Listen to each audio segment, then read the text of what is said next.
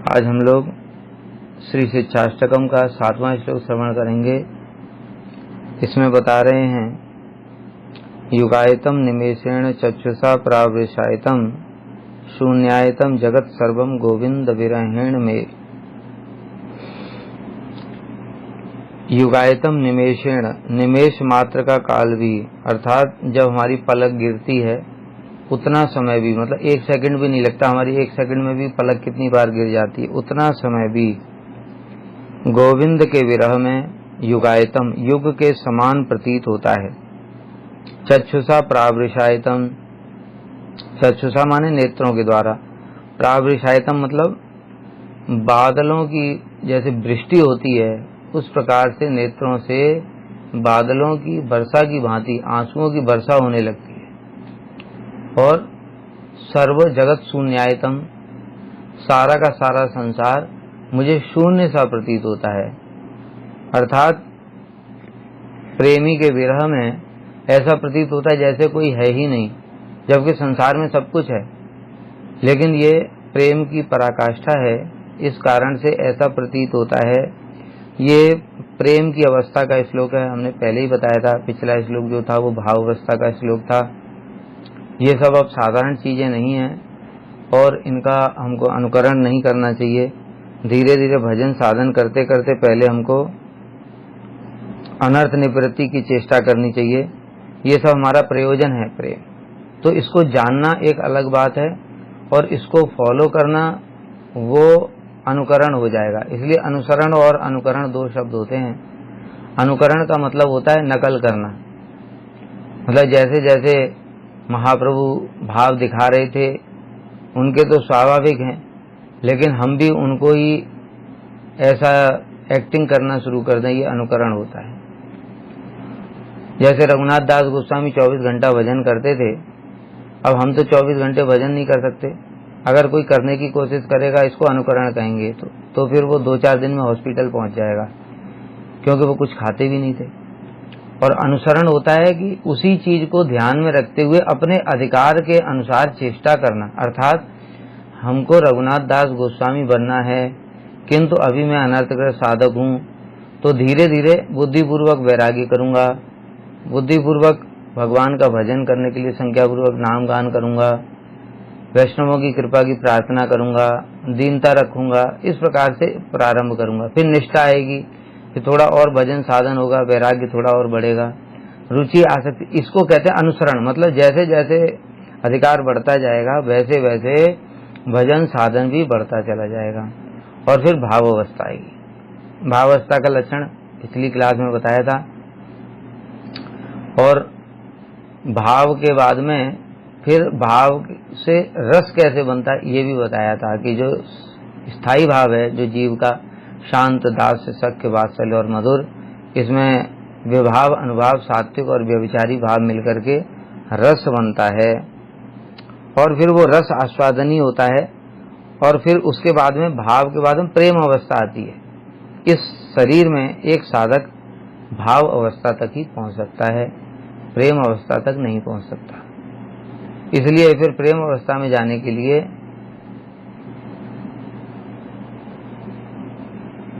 तो प्रेम अवस्था में पहुंचने के लिए फिर साधक को एक शरीर प्राप्त होता है जो कि कृष्ण की सेवा के योग्य होता है।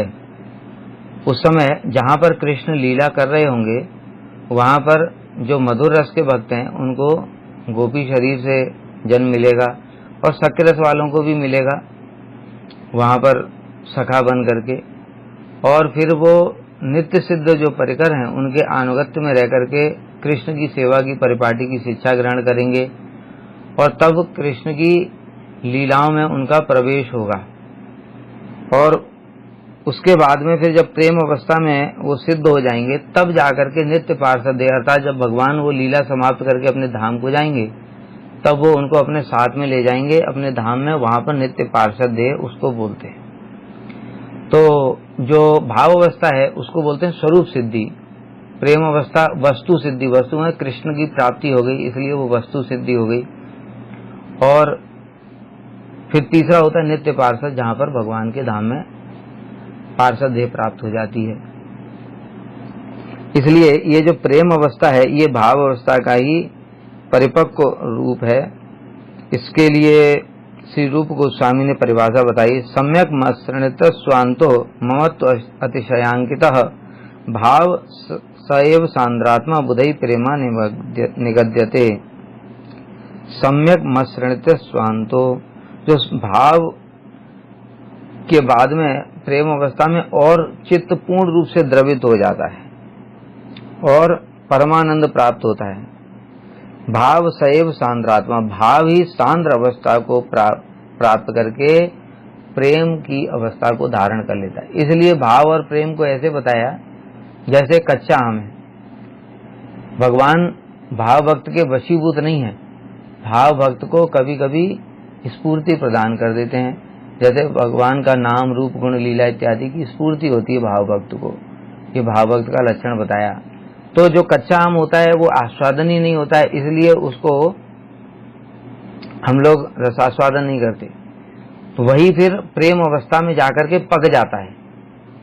तो जब पक जाता है आम तब कृष्ण उसका रसास्वादन करते हैं। तो इसलिए भाव सैव सांद्रात्मा, भाव ही सांद्र अवस्था को प्राप्त करके प्रेम के रूप में परिवर्तित हो जाता है। फिर उसमें टीका में ठाकुर भक्ति विनोद बता रहे हैं कि ये 5 प्रकार के रस होते हैं, शांत, दास्य, सख्य, वात्सल्य और मधुर। और फिर ये जो अब इसकी क्रमशः सांद्र अवस्थाएं ही हैं, सारी की सारी।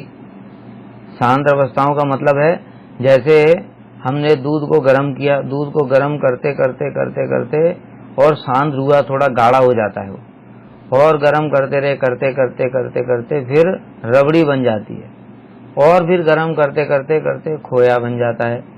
तो इस प्रकार से ये सबसे सांद्र अवस्था है। इसी प्रकार से अब ये जो भाव के बाद में जो अवस्थाएं होती हैं ये सब सांद्र अवस्थाएं एक दूसरे के ऊपर में ऐसे सांद्र होती चली जाती हैं, अर्थात वो बढ़ता चला जाता है। प्रेम ही जब बढ़ जाता है तो प्रेम बढ़ते बढ़ते स्नेह को प्राप्त होता है। फिर मान, प्रणय, राग, अनुराग, भाव और महाभाव, इस प्रकार से ये बढ़ता चला जाता है क्रमशः। और महाभाव जो है वो सर्वोत्तम अवस्था है। इसमें फिर श्री रूप गोस्वामी पाजी ने उज्ज्वल नीलमणि ग्रंथ में इन सब स्टेजों को बताया भी है कि कौन सी अवस्था में क्या होता है, प्रेम में क्या होता है, स्नेह, मान, प्रणय सबके लक्षण बताए गए हैं। जिसको विस्तार से समझना हो वो इसको पढ़ सकता है, उज्ज्वल नीलमणि को। लेकिन वही है कि ये अभी हमारे लिए केवल नॉलेज वाली बातें हैं, इसलिए पढ़ तो सकते हैं, कोई असुविधा नहीं है उसमें। लेकिन साधन जो है वो हमारा अभी अपने अधिकार के अनुसार होना चाहिए और उन अवस्थाओं को समझ करके उनको प्रणाम करना चाहिए और प्रणाम करते हुए फिर गुरु जी की कृपा की प्रार्थना करनी चाहिए। हे गुरुदेव, ये सब तो हमारे बिल्कुल कभी संभव ही नहीं ये सब चीजें, क्योंकि ये जो प्रेम इसने मान प्रणय इत्यादि में बताया उसमें ऐसी प्रेम की अवस्था है कि एक क्षण का समय भी एक युग के समान प्रतीत होता है। और हमको पूरे दिन में कृष्ण का एक बार स्मरण हो जाए तो बहुत बड़ी बात है। सारे दिन की तो बात ही छोड़ो, एक बार भी अगर स्मरण हो जाए तो बहुत बड़ी बात है। हम हरि नाम भी करते हैं तो कृष्ण का स्मरण नहीं होता है, वो सांसारिक वस्तुओं का स्मरण होता है।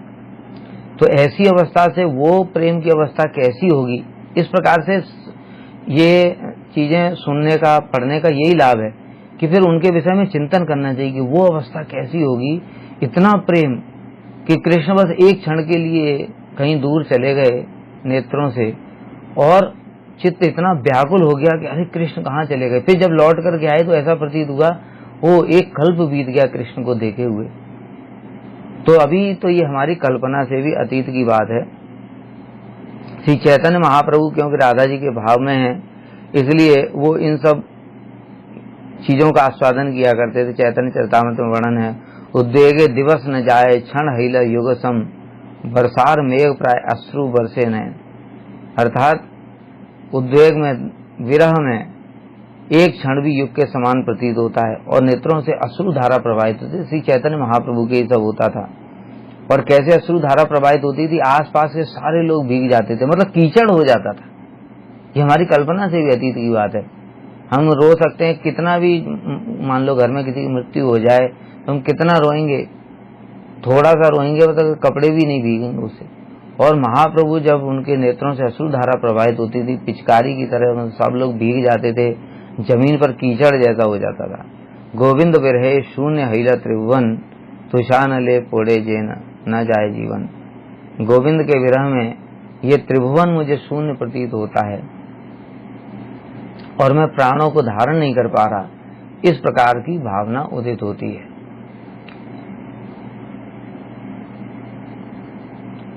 तो ये जो है यहाँ पर अभी ये जो श्लोक है ये विप्रलम्ब रस का, युवायतम निवेशन चक्षुषा पर। विप्रलम्ब क्या होता है और संभोग क्या होता है, ये दो प्रकार के रस हैं। संभोग का मतलब होता है मिलन और विप्रलम्ब का मतलब होता है विरह। ये जो विरह है ये हम लोग ऐसे अपनी बुद्धि के द्वारा कभी भी समझ नहीं सकते। संभोग, क्योंकि इस जगत में हम लोग देखते हैं कि किसी से में भी प्रेम होता है तो फिर जब वो मिलता है तो बड़ा आनंद होता है, सुख होता है, उसके साथ में बातचीत करते हैं, हंसी मजाक करते हैं, जो भी है। एक माता अपने पुत्र को देख करके उसके हृदय में वात्सल्य जागृत हो जाता है, मिलन होता है। लेकिन जब वो दूर चला जाता है तो कभी इस जगत में सुना नहीं गया कि वो विरह में आस्वादन हो रहा है। यहाँ पर रस बताया विप्रलम्ब को, ये बात ध्यान देने की है। रस हमने पहले ही बताया था, स्थायी भाव में जब विवाह अनुवाद सात्विक व्यवचारी सामग्रियां मिल जाती हैं तो रस होता है। रस का मतलब रस से सारस चमत्कार हो, रस का मतलब ही चमत्कार है। चमत्कार का अर्थ क्या हुआ कि कृष्ण भी उसकी ओर आकर्षित हो जाते, इतना उसमें आस्वादन होता है। तो इसलिए यह समझने वाली बात है कि ये इस जगत की वस्तु नहीं है। इस जगत की किसी वस्तु से कभी भी इन सब चीजों की तुलना नहीं करनी चाहिए, नहीं तो अपराध संभव है। केवल समझाने के लिए हम थोड़ा बहुत इस जगत का कोई जागतिक उदाहरण दे देते हैं जड़ जगत का, लेकिन वो भी फिट नहीं है बिल्कुल भी।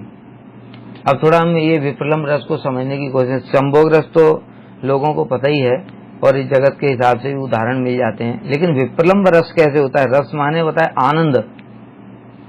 अब विरह में आनंद कैसे होगा? जैसे बताया कि कोई हमसे दूर चला गया, उसके विरह में हम व्याकुल होकर के तड़प रहे हैं।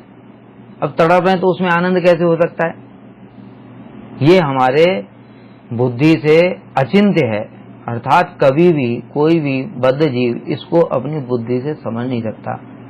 केवल मात्र एक ही उपाय है उसका उपाय है कि गुरु जी से प्रार्थना करें, जो कि उस रस का आस्वादन करते हैं, अर्थात जिसको उस रस की अनुभूति है उसकी कृपा हो जाए तो हमको भी थोड़ा बहुत ही, मतलब ये मत सोचो कि बिल्कुल उसको समझ ही जाएंगे या अनुभव कर लेंगे, बिल्कुल भी संभव नहीं है।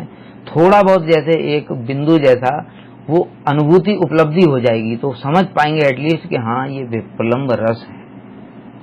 अब एक एग्जाम्पल देकर के समझाता हूँ, जो समझ में आ जाए तो ठीक है, नहीं तो कोई बात नहीं। मैंने बताया पहले ही कि ये सब श्लोक अब जो छठे से शुरू होते हैं, भाव प्रेम और ऊपर के श्लोक हैं ये, और ये हमारा अधिकार नहीं है क्योंकि इस जन्म में हम भाव अवस्था मैक्सिमम पहुंच सकते हैं, और अभी हम प्रेम की बातें कर रहे हैं, और प्रेम में भी ये बड़ी ऊंची अवस्था है विप्रलम्ब रस।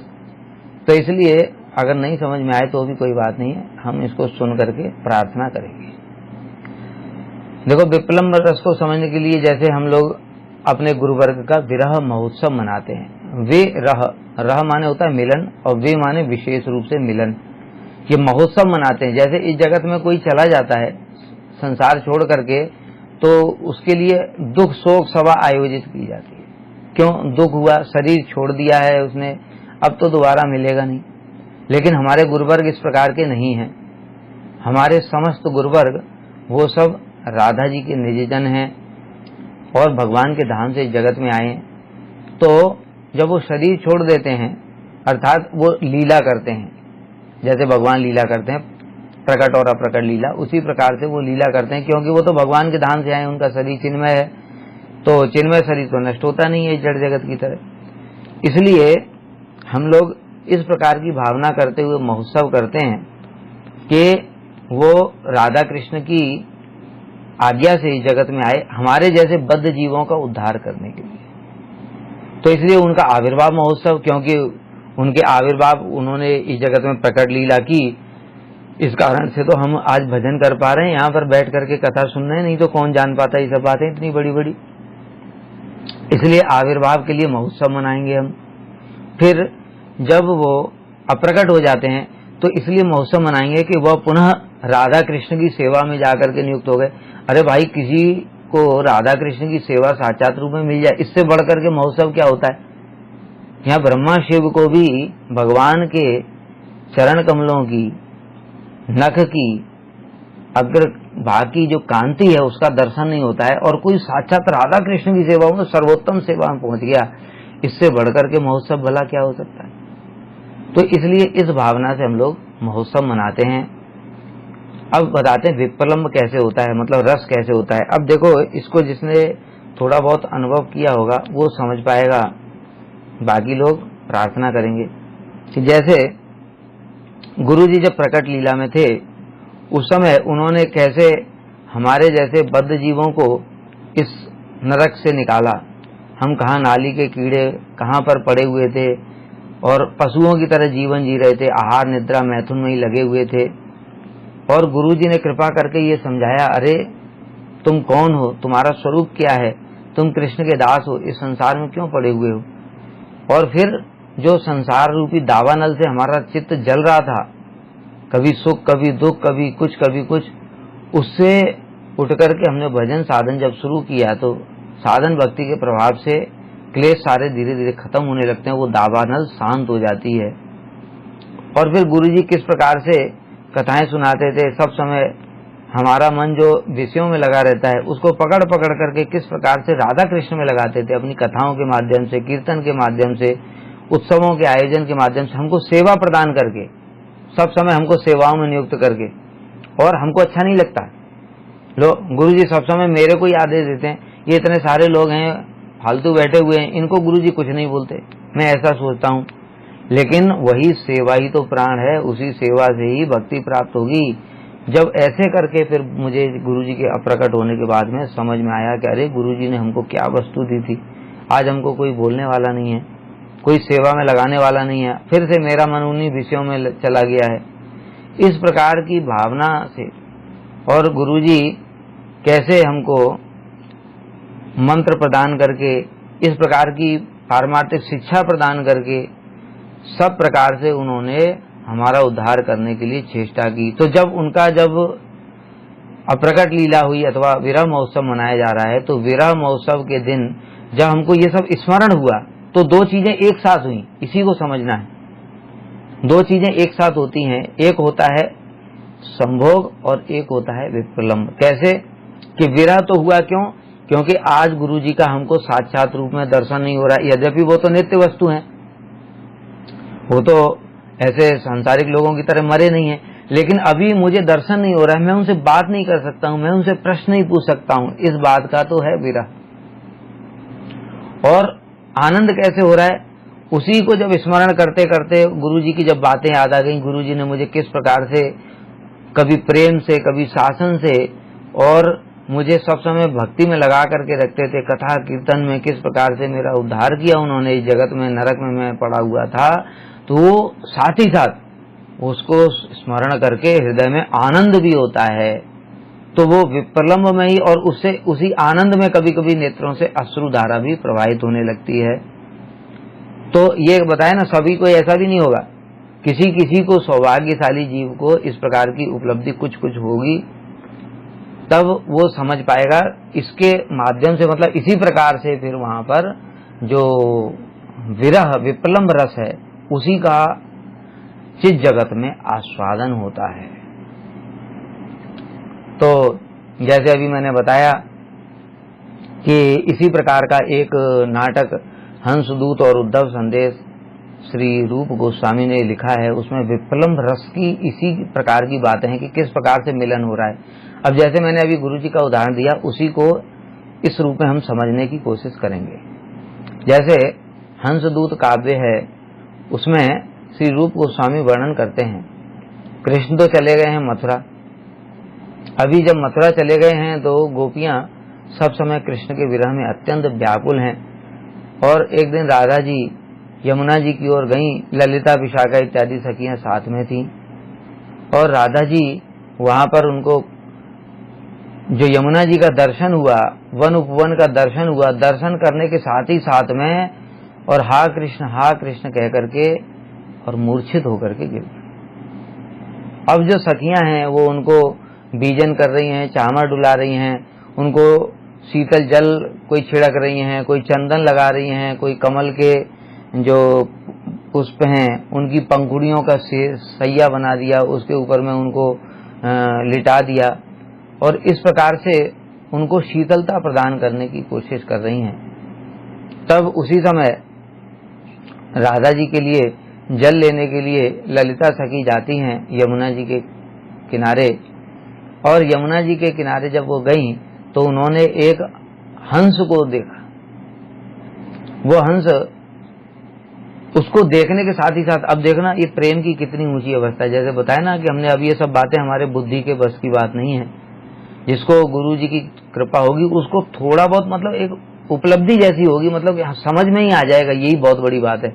और फिर भी अगर समझ में नहीं आता तो भी कोई चिंता की बात नहीं, यही हमारा साधन है, मतलब इन भावों के लिए बार बार प्रार्थना करें।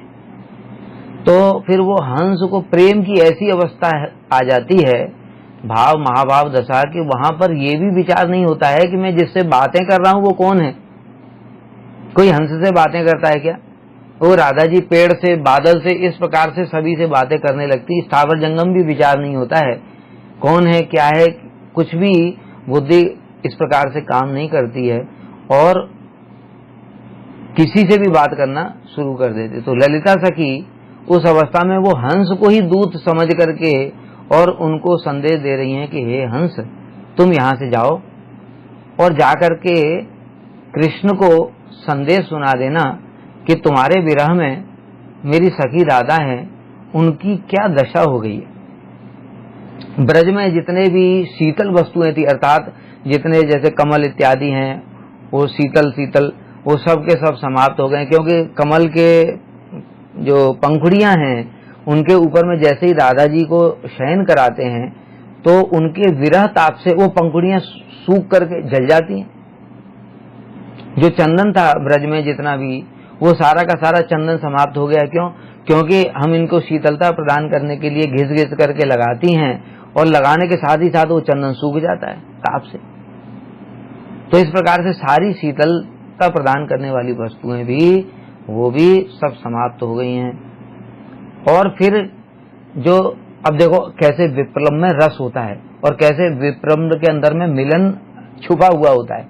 अब जब इस ललिता सखी इस प्रकार से हंस को कह रही हैं तो फिर उनको बोलने के साथ ही साथ स्फूर्ति होनी शुरू हो गई और स्फूर्ति होते होते कह रही हैं कि देखो तुम यहां से जब जाओगे तो थोड़ी दूर जाकर के तुमको भांडीर वन मिलेगा। भांडीर वन में कृष्ण ने किस प्रकार से हमारे साथ में मधुर मधुर लीलाएं की थी। भांडीर वन में एक समय जो राधा कृष्ण के साथ में कैसी लीला हुई थी कि वहां पर कृष्ण बड़ी बड़ी सेखी मार रहे थे कि मैंने ये किया वो किया, इस असुर को मारा। तो सखियों ने चैलेंज कर दिया, ठीक है तुमने क्या असुरों को मारा, तो हमारी राधा जी से लड़ करके दिखाओ, तब तुम्हारी शक्ति जानेंगे। और बस दोनों के लिए बीच में कुश्ती के लिए तैयार हो गए और बस राधा जी ने एक कटाक्ष किया और कृष्ण धड़ाम से नीचे गिरे और जमीन पर, और राधा जी उनके ऊपर में बैठ गई। तो सारी सखियां ताली बजा करके हंसने लगी। अब देखो जो विप्रलम्ब हो रहा था, मतलब कि जो विरह की बातें कर रहे थे, वो विरह की बात करते करते वो जो स्मरण हुई लीला, उस लीला में कैसा आनंद हुआ था वो हो गया ये विप्रलम्ब रस आनंद। तो इस प्रकार से वो सारी की सारी चीजें स्फूर्ति होने लगती एक साथ। ये तो अभी हम बता रहे हैं क्योंकि हम तो बिल्कुल कोई स्फूर्ति नहीं होती है, लेकिन प्रेम की अवस्था ये ऐसी है जिसमें एक के बाद एक जो लीलाएं हैं वो वीडियो की तरह चलती। जैसे हम लोग पिक्चर देखते हैं 3 घंटे की, उसमें पता चल रहा है कि ये सारे फ्रेम्स, मतलब थोड़ा थोड़ा 1-1 मिनट का 2-2 मिनट का एक जो रोल किया, उन सारे फ्रेम्स को कलेक्ट करके फिर उसको ऐसे पूरा बना दिया कि वो 3 घंटे का पता ही नहीं चला, कि वो लग रहा है कि अरे ये एक साथ ही सब हो रहा है, लेकिन ऐसा नहीं है। वो एक्टिंग करते हैं जब हीरो हीरोइन सब, वो 1-1 मिनट का सब होता है और फिर उसके बाद में वो जब देखते हैं तो वो कंटिन्यूअस चलता है। तो प्रेम की अवस्था वही है जहां पर नाम रूप गुण लीला की निरंतर स्फूर्ति होती। कैसे होती देखो अभी हम बता रहे हैं, जो उसी को समझने की चेष्टा करेंगे। तो इस प्रकार से उन्होंने फिर बताया कि यहाँ पर ऐसे भांडीर वन में ये लीला हुई थी।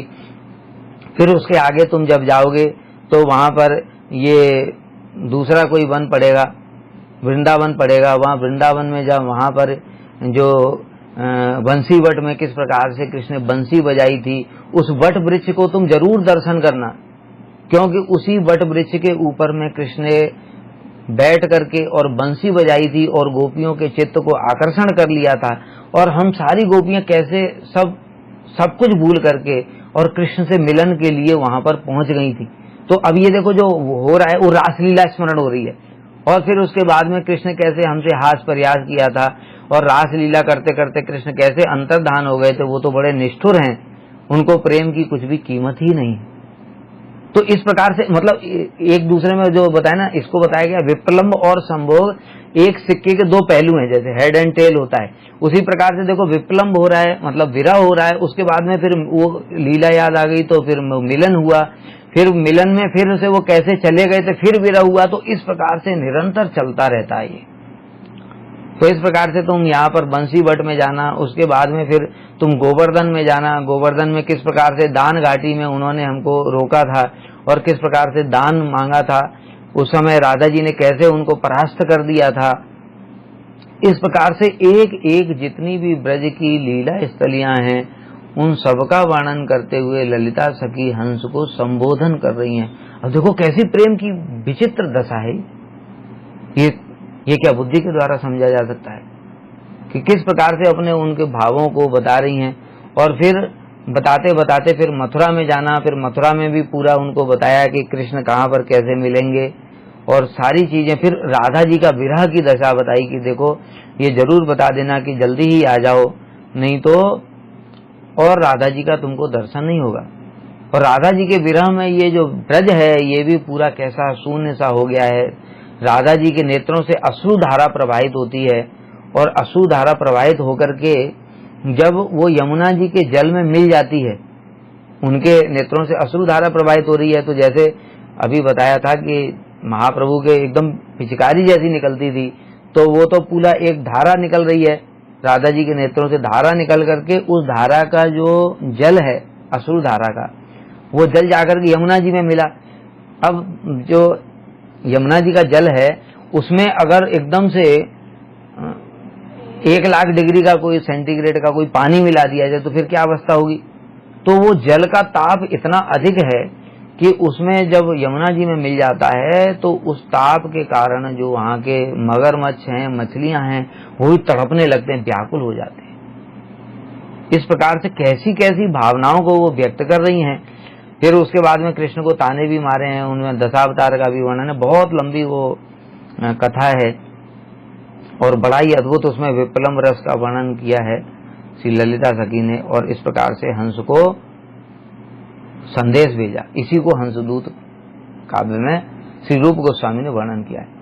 अब ये हो गया हंसदूत। अभी उसी प्रकार से उद्धव संदेश भी है, ये भी विप्लम रस ही। विप्लम रस उद्धव संदेश में किस प्रकार से, जैसे अभी बताया कि ये ललिता सखी ने राधा जी के भावों को व्यक्त किया हंस को संदेश देते हुए, उसी प्रकार से कृष्ण अब यहाँ पर मथुरा में व्याकुल हैं। अब राधा जी के लिए तो उनको सांत्वना देने के लिए उनकी सखियां विराजमान है, लेकिन कृष्ण को सांत्वना देने वाला कोई भी नहीं है। अब कृष्ण क्या करें, बेचारे अकेले एकांत में बैठ करके और क्रंदन करते रहते हैं, कोई उनकी भावना को समझ ही नहीं सकता। क्योंकि बताएं क्या, किसको बताएं। अगर कहें कि मुझे ब्रजवासियों की याद आ रही है तो सब कहेंगे आप तो भगवान हैं, तो उद्धव जी कहेंगे आप भगवान हैं, आप तो उनके अंदर ही विराजमान है। अरे आपको कैसे याद आ सकती, आपका तो उनसे कोई विरह ही नहीं है, क्योंकि याद तो उसकी याद ही नहीं जो दूर चला जाता है, आप तो उनके अंदर में ही विराजमान है, सबके कण कण में विराजमान है। तो इस प्रकार की बात करना शुरू कर देंगे तो फिर कृष्ण क्या करें, बड़े दुखी हैं, किससे बात बोलें। इसलिए अपने मन की पीड़ा को थोड़ा हल्का करने के लिए ही एक दिन ऊपर छत पे बैठे हुए थे महल की, और बैठे बैठे एकदम से ब्रज की ओर दृष्टि गई। और जब ब्रज की ओर दृष्टि गई तो फिर कृष्ण और धैर्य धारण नहीं कर पाए, और उसके बाद में उनके नेत्रों में अश्रु आ गए। और उसी समय उद्धव जी वहां पर पहुंच गए। तो उद्धव जी ने जब कृष्ण की दशा देखी तो उद्धव जी पूछने लगे। तो फिर कृष्ण ने बताया कि देखो जो ब्रजवासी, ये नहीं बताया मुझे याद आ रही है, क्योंकि उद्धव जी को वो समझ में नहीं आएगा अभी तो इसलिए कृष्ण कहने लगे कि जो ब्रजवासी हैं उद्धव, वो मेरे विरह में बड़े व्याकुल हैं। फिर उन्होंने सब करके बताया एक एक चीज। अब देखो, अब यहाँ पर देखो कृष्ण को कैसे उस विप्लव में कैसे आनंद हो रहा है और कैसे रसास्वादन हो रहा है, उन्होंने पूरा बताया। ये जो गाय हैं ये मुझे दर्शन किए बिना तो गोष्ठ की ओर जाती ही नहीं थी। और जब हम वहां से वन से लौटते थे गोचारण करते हुए, तो कैसे रंभा रंभा करके मेरी ओर आती थी, कैसे मुझे चाटती थी, कैसे प्रेम करती थी, गाय बछड़े ये सब इनके। फिर उसके बाद में हर चीज का एक एक करके वर्णन करें। मेरे सखा लोग जब मैं भांडीर वन में बैठता था तो सखा लोग, हर सखा यही सोचता था कि कृष्ण मेरी तरफ ही मुख करके बैठे हैं, और कैसे कैसे मुझे अपना घर से जो भी सामान लेकर के आते थे बड़ा प्रेम से मुझे खिलाया करते थे। तो ऐसे करके मैं सखाओं के साथ में कैसी कैसी लीला करता था। फिर यशोदा मैया और नंद बाबा की याद आई कि मेरी मैया का कैसी स्थिति होगी, मेरे बाबा का क्या हाल होगा, क्योंकि मेरे विरह में उन्होंने तो खाना पीना ही छोड़ दिया है और जैसे तैसे प्राणों को धारण कर रहे हैं। इस प्रकार से उनका वर्णन किया। फिर वही जो लीला स्थलियां बताई, जैसे अभी हंसदूत में लीला स्थलियां बताई, ऐसे ही श्री कृष्ण भी उद्धव जी को बता रहे हैं कि देखो उद्धव, तुम जब ब्रज में जाना तो फिर यहाँ पर ये दर्शन करना, यहाँ पर ऐसे लीला हुई थी सखाओं के साथ में, नंद बाबा यशोदा मैया के साथ में, और मेरा यहाँ पर जो सखियों के साथ में, वृंदावन में, गोवर्धन में, कुंज निकुंज में, इन सब चीजों की बात श्री कृष्ण स्वयं उद्धव जी को बता रहे हैं। और फिर उसके बाद में गोपियों की बात बताई कि वो तो मेरी प्राण ही हैं और मैं उनका प्राण हूं, उद्धव जी से कह रहे हैं।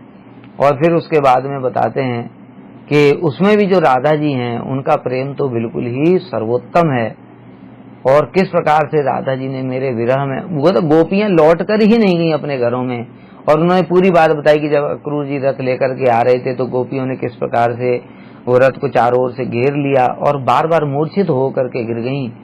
हे उद्धव, वो सिर्फ इसलिए ही प्राणों को धारण कर रही हैं कि मैं उनको बोल करके आया था कि मैं जल्दी ही अपना काम खत्म करके लौट आऊंगा, इसी आशा में ही वो प्राण धारण कर रही हैं, अन्यथा उनको प्राण धारण करने का अन्य कोई प्रयोजन ही नहीं। तो इस प्रकार से जब कृष्ण विरह का वर्णन कर रहे हैं तो विरह में उनको जो गोपियों का स्मरण भी हो रहा है, उसमें रस भी मतलब आनंद भी हो रहा है और विरह भी मतलब ताप भी हो रहा है, दोनों एक साथ होता है। ये अचिंत्य है बिल्कुल भी, इसलिए कहा ना विप्रम और संभोग दोनों एक दूसरे के एक सिक्के के दो पहलू हैं। ये अचिंत्य है कि मतलब क्षण क्षण में एक दोनों एक साथ होते हैं। जैसे हम देख सकते हैं श्री चैतन्य महाप्रभु ने इन भावों को प्रकाशित किया जब रथ यात्रा के समय में रथ के सामने नृत्य कर रहे हैं तो एकदम से महाप्रभु आनंद में नृत्य कीर्तन करने लगे, फिर कहने लगे सही तो प्राणनाथ पाइन मिल गए। फिर कभी विरह में ऐसे व्याकुल होकर के मूर्छित होकर के गिर जाते हैं। इस प्रकार से बार बार उनके भाव बदल रहे हैं। तो ये सब बड़े ही दिव्य भाव हैं और ये विप्रलंब रस है। तो इस प्रकार से जब श्री कृष्ण ने वर्णन किया तो ये जो विप्रलंब है ये फिर चार प्रकार का होता है। विप्लम चार प्रकार का होता है, पूर्व राग, मान, प्रवास और प्रेम वैचित्य। ये पूर्व राग होता है कि अभी राधा कृष्ण मतलब नायक और नायिका, वैसे कहें तो नायक और नायिका का मिलन नहीं हुआ है, लेकिन उसके पहले ही उनका नाम रूप गुण लीला को श्रवण करने से पहले ही प्रेम हो गया। जैसे हम लोग रुक्मिणी जी का सुनते हैं, रुक्मिणी जी उन्होंने कृष्ण का कभी दर्शन नहीं किया है, तो दर्शन किए बिना ही कृष्ण का केवल महिमा सुनती रहती हैं। वो जो भी वहां पर लोग थे वो कृष्ण की महिमा सुनाते थे, कृष्ण ने आज ये लीला की, कालिया दमन लीला की, उसके बाद गिरिराज धारण लीला की। तो इस प्रकार की लीलाएं सुनते सुनते ही रुक्मिणी को प्रेम हो गया। कभी कृष्ण का दर्शन नहीं हुआ है, नाम रूप गुण लीला का श्रवण करने से। तो इस प्रकार से ये पूर्व राग हुआ। उसी प्रकार से राधा जी का भी हम लोग सुनते हैं कि राधा जी ने एक बार अपनी सखी ललिता को कहा कि हे ललिते, मैं तो प्राण ही त्याग करना चाहती हूँ, क्योंकि जो आर्य नारियां हैं उनको अगर एक से अधिक पुरुष से प्रेम हो जाए तो उनको प्राण त्याग कर देना ही चाहिए। तो ललिता जी ने कहा अच्छा, तो कौन कौन से पुरुष से तुमको प्रेम हो गया? तो राधा जी कहने लगी, देखो मैंने जब से ये कृष्ण नाम श्रवण किया है, कृष्ण नाम श्रवण करने के साथ ही साथ मुझे इस नाम, जिसका ये नाम है, उससे प्रेम हो गया है। अभी देखा नहीं जबकि कौन है पता नहीं, लेकिन ये नाम ही इतना मधुर है। क्योंकि राधा जी का तो ये स्वाभाविक है, क्योंकि उनकी स्वरूप शक्ति है कृष्ण की, इसलिए। क्योंकि हमारे तो ये बुद्धि से समझ में नहीं आएगा ये कभी कि हम किसी का नाम सुनेंगे, नाम से कैसे प्रेम हो जाएगा कि नाम इतना अच्छा नाम है, ऐसा नहीं है। क्योंकि राधा जी तो कृष्ण की स्वरूप शक्ति है, इसलिए उनका तो स्वाभाविक राग है ना, तो उन कृष्ण का कुछ भी हो उससे उनको प्रेम ही है। तो इसलिए जैसे ही उन्होंने कृष्ण नाम सुना, वो कह रही हैं, अब यहाँ पर जब नरवत लीला कर रही हैं तो वो कह रही हैं कि ये कृष्ण नाम सुनते ही तो मुझे प्रेम हो गया। अच्छा, दूसरा पुरुष कौन है? कहते हैं ये एक सखी, जो चित्रा सखी है, इसने चित्र बनाया। ये जो चित्र बनाया, ये इतना सुंदर चित्र बनाया, ये जिस पुरुष का चित्र है उससे मुझे प्रेम हो गया। अच्छा, ये तीसरा, फिर कहते तीसरा, ये जब से मैंने ये पता नहीं कौन किसकी मैंने ये वेणु ध्वनि सुनी, ये जो कोई भी वेणु ध्वनि बजा रहा है, वो वेणु ध्वनि बजाने वाले से मुझे प्रेम हो गया। हे ललिते, मेरे को तो 3 पुरुषों से प्रेम हो गया, बताओ मैं क्या करूं, मुझे तो प्राण ही त्याग कर देना चाहिए। तो ललिता सखी कहने लगी, अरे तुमको पता नहीं है, ये तीनों एक ही हैं। तो ये है पूर्व राग, अर्थात अभी कृष्ण को दर्शन नहीं हुआ है, मिलन भी नहीं हुआ है, लेकिन नाम रूप गुण लीला इत्यादि का श्रवण इत्यादि करने से ही वह प्रेम हो जाता है। इसको कहते हैं पूर्व राग। फिर उसके बाद में, पूर्व राग के बाद में होता है मान।